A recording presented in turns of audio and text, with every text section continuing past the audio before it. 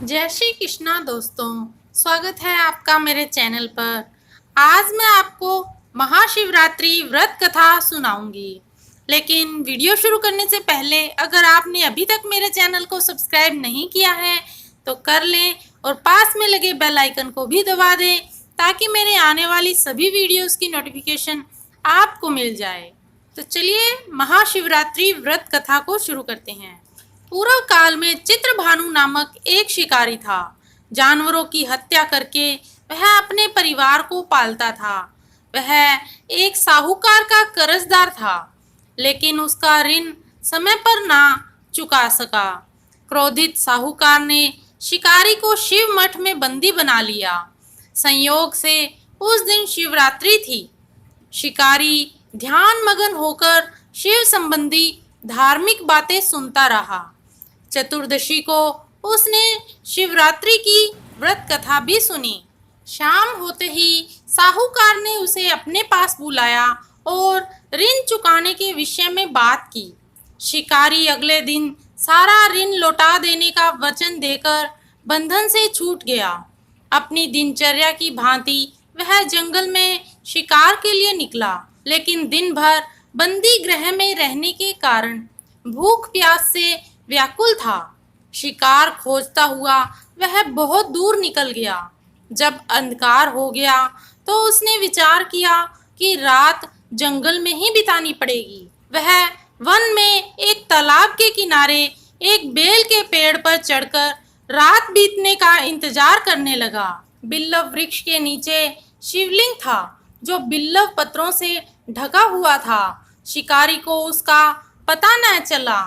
पड़ाव बनाते समय उसने जो टहनियां तोड़ी वे संयोग से शिवलिंग पर गिरती चली गई। इस प्रकार दिन भर भूखे प्यासे शिकारी का व्रत भी हो गया और शिवलिंग पर बिल्लव पत्थर भी चढ़ गए। एक पहर रात्रि बीत जाने पर एक गर्भिणी हिरनी तालाब पर पानी पीने पहुंची। शिकारी ने धनुष पर तीर चढ़ाकर जो ही प्रत्यंचा खींची, हिरनी बोली, मैं गर्भिणी हूँ, शीघ्र ही प्रसव करूंगी। तुम एक साथ दो जीवों की हत्या करोगे जो ठीक नहीं है। मैं बच्चे को जन्म देकर शीघ्र ही तुम्हारे समक्ष प्रस्तुत हो जाऊंगी, तब मार लेना। शिकारी ने प्रत्यंचा ढीली कर दी और हिरनी जंगली झाड़ियों में लुप्त हो गई। प्रत्यंचा चढ़ाने तथा ढीली करने के वक्त कुछ बिल्लव पत्थर अनायास ही टूटकर शिवलिंग पर गिर गए। इस प्रकार उससे अनजाने में ही प्रथम पहर का पूजन भी संपन्न हो गया। कुछ देर बाद एक और हिरनी उधर से निकली। शिकारी की प्रसन्नता का ठिकाना न रहा। समीप आने पर उसने धनुष पर बाण चढ़ाया। तब उसे देख हिरनी ने विनम्रता पूर्वक निवेदन किया, हे शिकारी, मैं थोड़ी देर पहले ही ऋतु से निर्वृत्त हुई हूँ, कामातुर विरहिणी हूँ, अपने प्रिय की खोज में भटक रही हूँ। मैं अपने पति से मिलकर शीघ्र ही तुम्हारे पास आ जाऊंगी। शिकारी ने उसे भी जाने दिया। 2 बार शिकार को खोकर उसका माथा ठनका। वह चिंता में पड़ गया। रात्रि का आखिरी पहर बीत रहा था। इस बार भी धनुष से लगकर कुछ बेलपत्र शिवलिंग पर जा गिरे और दूसरे पहर की पूजा भी संपन्न हो गई। तभी एक अन्य हिरनी अपने बच्चों के साथ उधर से निकली। शिकारी के लिए यह स्वर्णिम अवसर था। उसने धनुष पर तीर चढ़ाने में देर नहीं लगाई। वह तीर छोड़ने ही वाला था कि हिरनी बोली, हे शिकारी, मैं इन बच्चों को इनके पिता के हवाले करके लौट आऊंगी। इस समय मुझे मत मारो। शिकारी हंसा और बोला, सामने आए शिकार को छोड़ दूं, मैं ऐसा मूर्ख नहीं। इससे पहले मैं 2 बार अपना शिकार खो चुका हूँ। मेरे बच्चे भूख प्यास से व्यग्र हो रहे होंगे। उत्तर में हिरनी ने फिर कहा, जैसे तुम्हें अपने बच्चों की ममता सता रही है, ठीक वैसे ही मुझे भी। हे शिकारी, मेरा विश्वास करो, मैं इन्हें इनके पिता के पास छोड़कर तुरंत लौटने की प्रतिज्ञा करती हूँ। हिरनी का दीन स्वर सुनकर शिकारी को उस पर दया आ गई। उसने उस मृगी को भी जाने दिया। शिकार के अभाव में तथा भूख प्यास से व्याकुल शिकारी अनजाने में ही बेल वृक्ष पर बैठा बेल पत्र तोड़ तोड़ कर नीचे फेंकता जा रहा था। वो फटने को हुई तो एक हष्ट पुष्ट मृग उसी रास्ते पर आया। शिकारी ने सोच लिया कि वह इसका शिकार अवश्य करेगा। शिकारी की तनी प्रत्यंचा देखकर मृग विनीत स्वर में बोला, हे शिकारी, यदि तुमने मुझसे पूर्व आने वाली तीनों मृगियों तथा छोटे छोटे बच्चों को मार डाला है तो मुझे भी मारने में विलंब ना करो, ताकि मुझे उनके वियोग में एक क्षण भी दुख ना सहना पड़े। मैं उन हिरनियों का पति हूँ। यदि तुमने उन्हें जीवन दान दिया है तो मुझे भी कुछ क्षण का जीवन देने की कृपा करो। मैं उनसे मिलकर तुम्हारे समक्ष उपस्थित हो जाऊंगा। मृग की बात सुनते ही शिकारी के सामने पूरी रात का घटना चक्र घूम गया। उसने सारी कथा मृग को सुना दी। तब मृग ने कहा, मेरी तीनों पत्नियां जिस प्रकार प्रतिज्ञाबद्ध होकर गई है, मेरी मृत्यु से अपने धर्म का पालन नहीं कर पाएगी। जैसे तुमने उन्हें विश्वास पात्र मानकर छोड़ा है, वैसे ही मुझे भी जाने दो। मैं उन सब के साथ तुम्हारे सामने शीघ्र ही उपस्थित होता हूँ। शिकारी ने उसे भी जाने दिया। इस प्रकार प्रातः हो आई। उपवास, रात्रि जागरण तथा शिवलिंग पर बेलपत्र चढ़ने से अनजाने में ही पर शिवरात्रि की पूजा पूर्ण हो गई।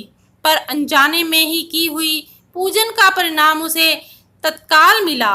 शिकारी का हिंसक हृदय निर्मल हो गया, उसमें भगवत शक्ति का वास हो गया। थोड़ी ही देर बाद वह मृग सब परिवार शिकारी के समक्ष उपस्थित हो गया ताकि वह उनका शिकार कर सके। किंतु जंगली पशुओं की ऐसी सत्यता, सात्विकता और सामूहिक प्रेम भावना देखकर शिकारी को बड़ी ग्लानि हुई।